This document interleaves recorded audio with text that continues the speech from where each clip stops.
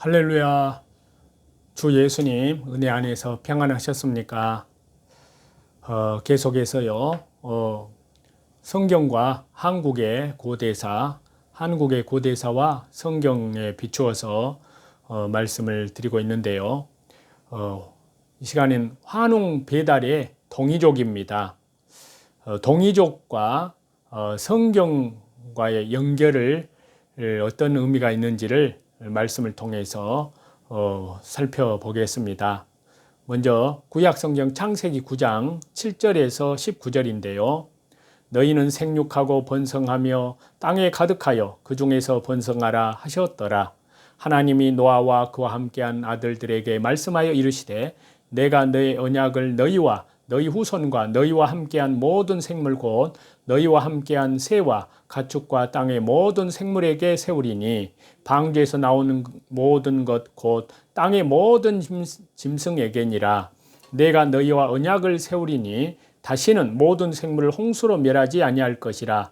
땅을 멸할 홍수가 다시 있지 아니하리라. 하나님이 이르시되 내가 나와 너희와 및 너희와 함께하는 모든 생물 사이에 대대로 영원히 세우는 언약의 증거는 이것이니라.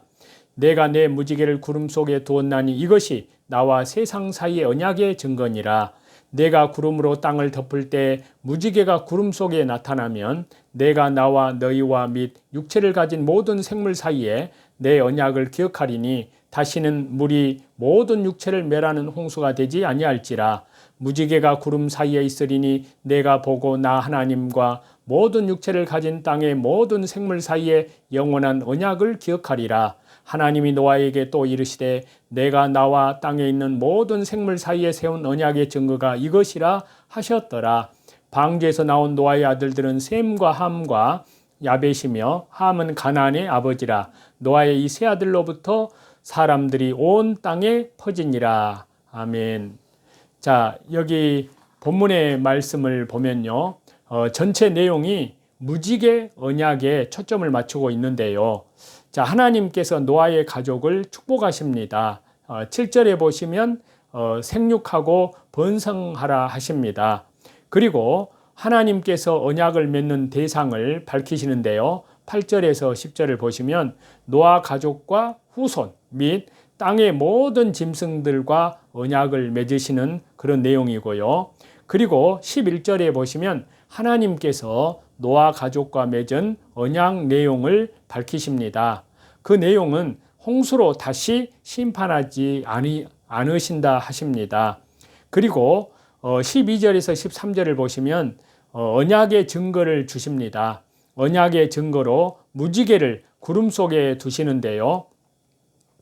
그리고 14절부터 17절을 보시면 언약을 맺는 대상을 기억하리라 하십니다. 무지개 언약을 통해서 노아의 후손과 모든 생물을 기억하리라 하십니다. 그리고 18절에서 19절을 보시면요. 방주에서 나온 노아의 세 아들이 번성할 것을 말씀하시는데요. 노아의 이 세 아들로부터 사람들이 온 땅에 퍼진다는 것입니다. 그래서 이 세 아들은 현재 온 인류의 조상입니다. 셈은 아시아의 조상이고요. 야벳은 유럽의 조상이고요. 함은 아프리카의 조상이라고 할 수 있습니다. 그래서 이 창세기 9장 7절에서 19절의 이 본문 전체 내용은요. 크게 정리를 해보면 세 가지로 정리가 됩니다. 먼저 그 중에 첫 번째는요. 노아와 그의 아들들을 축복하시고 번성하시는 내용이고요. 두 번째는 하나님께서 언약을 맺는 대상을 밝히시고 기억하신다는 내용입니다. 그리고 세 번째는 하나님께서 홍수로 다시는 심판하지 않겠다는 언약을 주시고 언약의 증거로 무지개를 주시는 내용입니다. 자, 이 모든 내용의 핵심은 바로 무지개 언약입니다. 무지개 언약을 가지고 노아와 그의 후손들이 번성하였다는 것인데요. 자, 하나님을 찬양하는 축복을 받은 셈의 후손들은 무지개 언약을 붙들어야 한다는 사실입니다.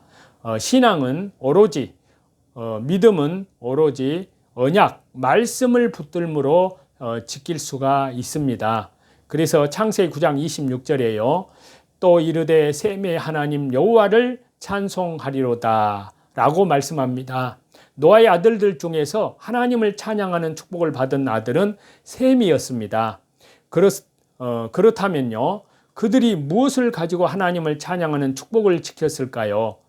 자, 그것은 저와 여러분이 생각해 볼 때 그것이 바로 무지개 언약이라고 확신을 합니다.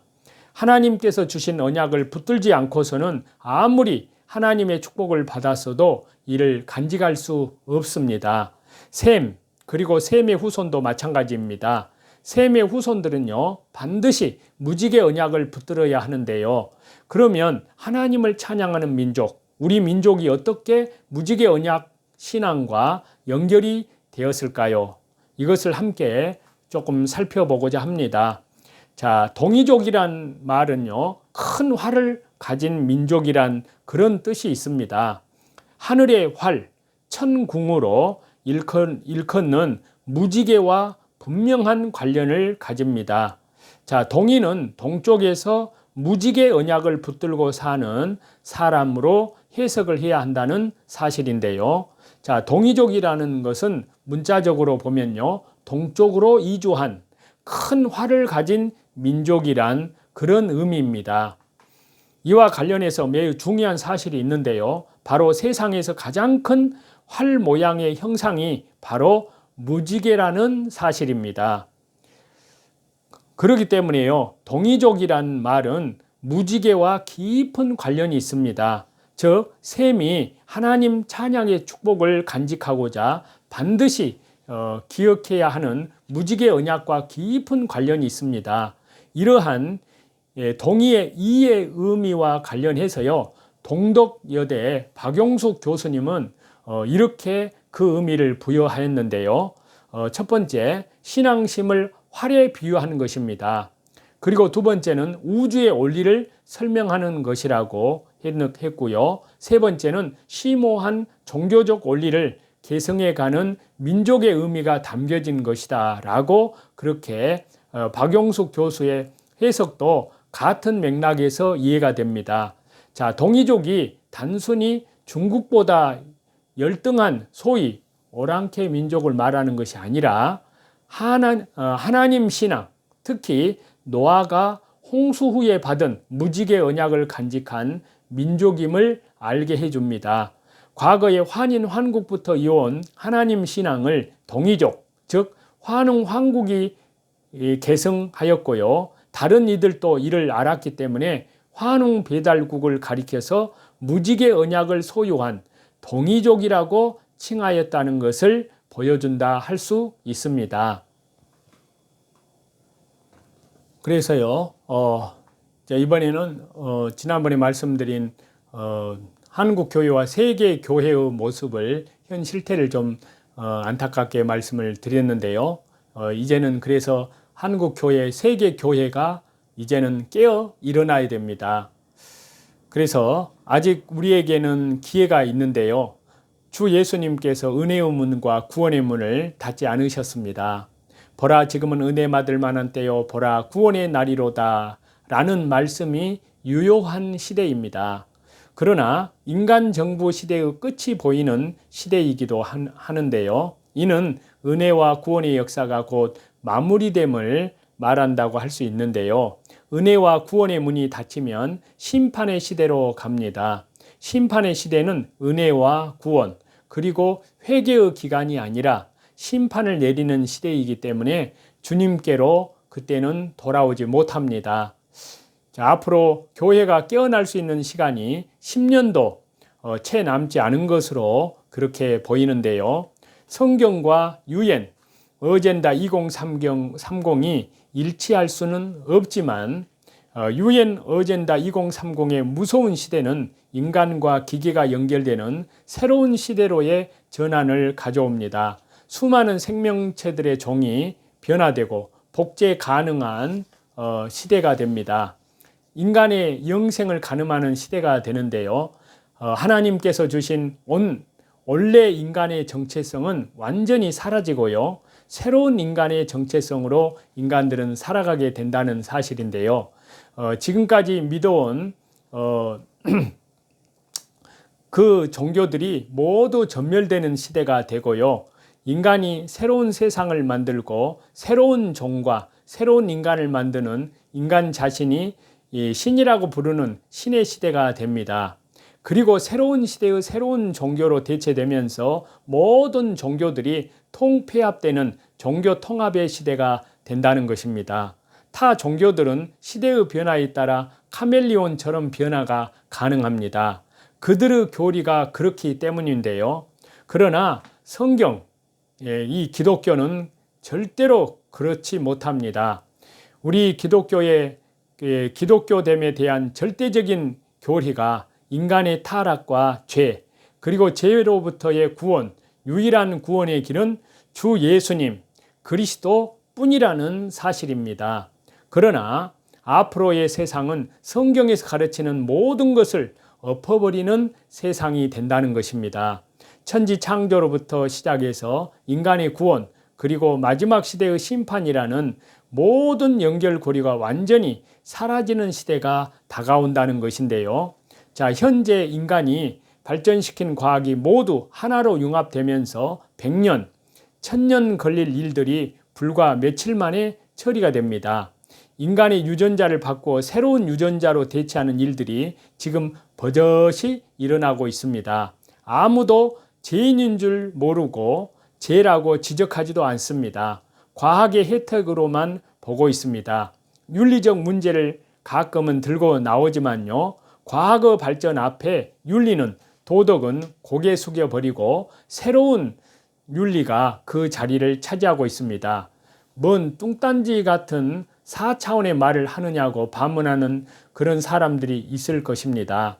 그러나 머지않아 이런 시대를 접하게 될 것이라는 사실인데요. 지금 발전하는 인공지능 기술, BCI 기술, 유전자 기술, 합성 생물학 기술, 화학 기술, 나노 기술, 인공장기 기술, 의료 기술, IT 기술, 6G, 메타버스, IoT 기술 등의 모든 발전들이 우리 세상을 그렇게 만들어가고 있다는 사실입니다. 말 그대로 꿈과 상상이 현실이 되는 세상으로 들어서고 있다는 것인데요. 혹 교회 내 이러한 분야에서 일하는 전문가가 있다면요. 한번 물어봐야 됩니다. 알아봐야 됩니다. 참으로 이 말이 사실인지 아닌지 대충 적당히 아는 사람은 오히려 문제가 될 수 있습니다. 전문 연구가여야 충분히 알 수가 있습니다. 그래서 인간들은 자연스럽게 트랜스 휴먼이 될 수밖에 없고요. 트랜스 휴먼으로서 질병 없이 장수할 수 있는 시대가 될 것이라고 하는데요. 인간의 수명 또한 임의로 조정이 가능한 시대로 들어서게 된다는 것인데요. 이미 이런 시대는 진행되고 있다는 사실입니다. 그래서 여기에서 살아남는 방법은 오로지 회개하는 길뿐입니다. 주 예수 그리스도의 십자가의 보혈, 영원한 속량함 안에서의 회개입니다. 자, 요한계시록 2장 1절에서 7절인데요. 에베소 교회의 사자에게 편지하라. 오른손에 있는 7별을 붙잡고 7금 촛대 사이를 거니시는 이가 이르시되 내가 네 행위와 수고와 네 인내를 알고 또 악한 자들을 용납하지 아니한 것과 자칭 사도라 하되 아닌 자들을 시험하여 그의 거짓된 것을 네가 드러낸 것과 또 네가 참고 내 이름을 위하여 견디고 게으르지 아니한 것을 아노라. 그러나 너를 책망할 것이 있나니 너의 처음 사랑을 버렸느니라. 그러므로 어디서 떨어진 것을 생각하고 회개하여 처음 행위를 가지라. 만일 그리하지 아니하고 회개하지 아니하면 내가 네게 가서 네 촛대를 그 자리에서 옮기리라. 오직 네게 이것이 있으니 네가 니골라당의 행위를 미워하는도다. 나도 이것을 미워하노라.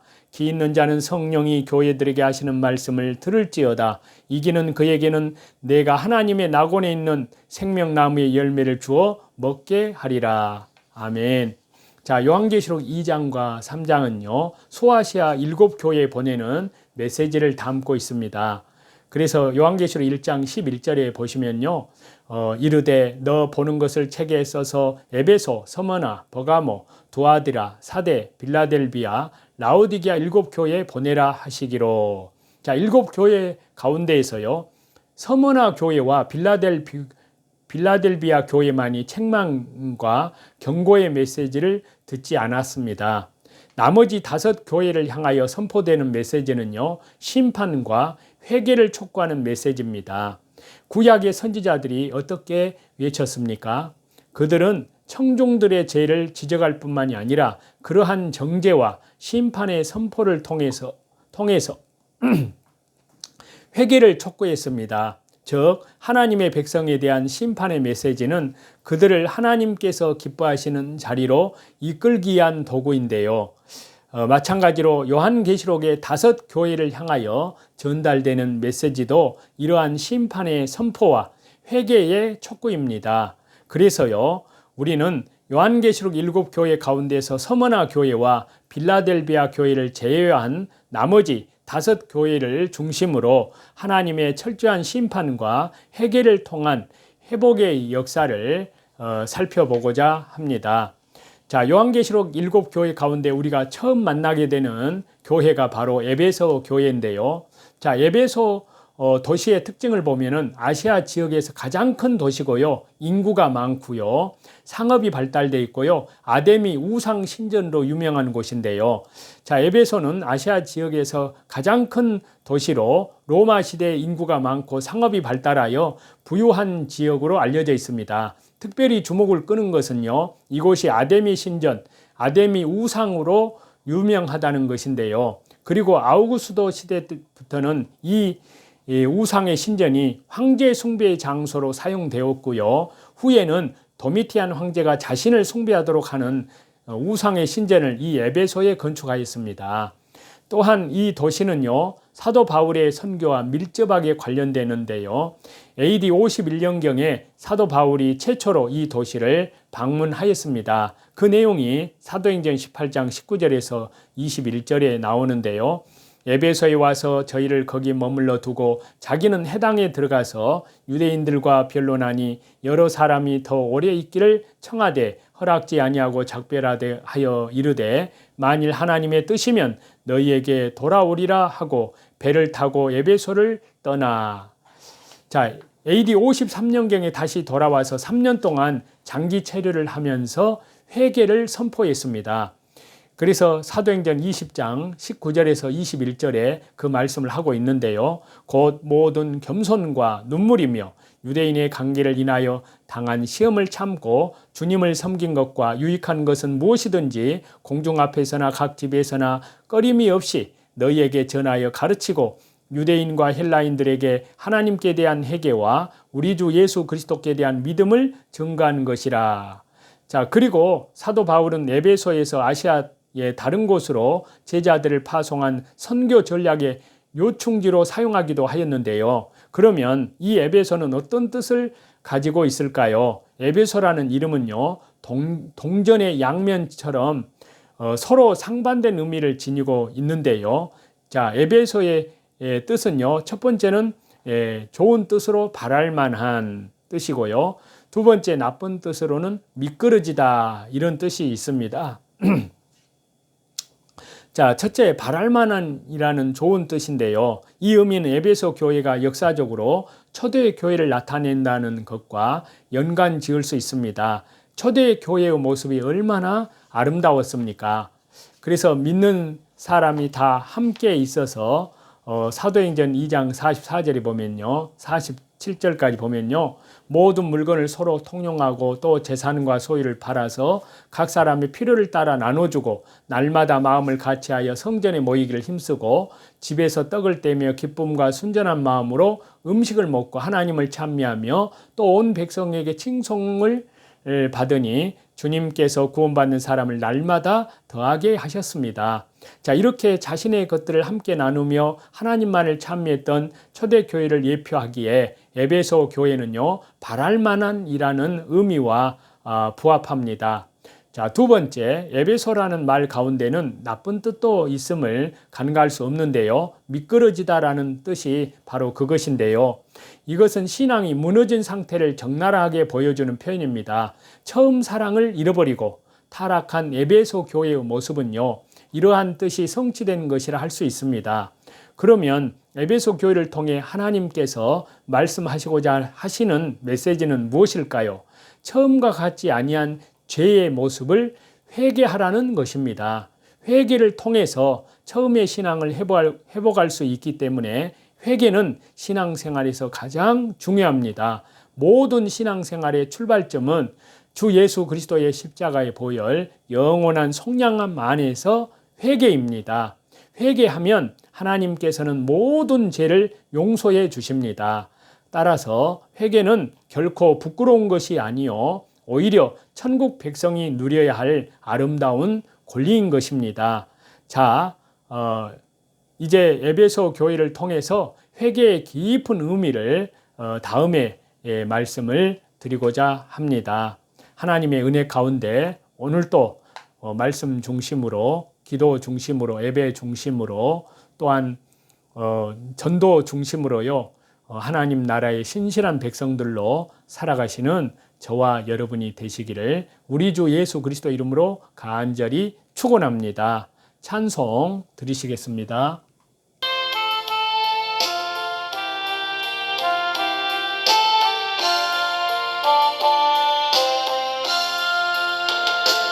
전부 여구지 없어서 손 들고옵니다. 주 너를 외면하시면 나 어디 가리까. 내 죄를 씻기 위하여 피 흘려 주시니 곧 회개하는 마음으로 주 앞에 옵니다. 전부터 계신 주께서 영죽을 죄인을 보혈로 구해 주시니 그 사랑 한없네. 내 죄를 씻기 위하여 피 흘려 주시니 곧 회개하는 마음으로 주 앞에 옵니다. 나 예수님 의지함으로 모든 존귀와 영광과 감사와 찬송을 우리 성삼위일체 우리 하나님께만 돌립니다. 오늘도 주 예수 그리스도의 이름으로 믿음으로 모든 선한 싸움에서 영적으로 승리하시는 저와 여러분이 다 되시기를 우리 주 예수 그리스도 이름으로 간절히 축원합니다. 감사합니다.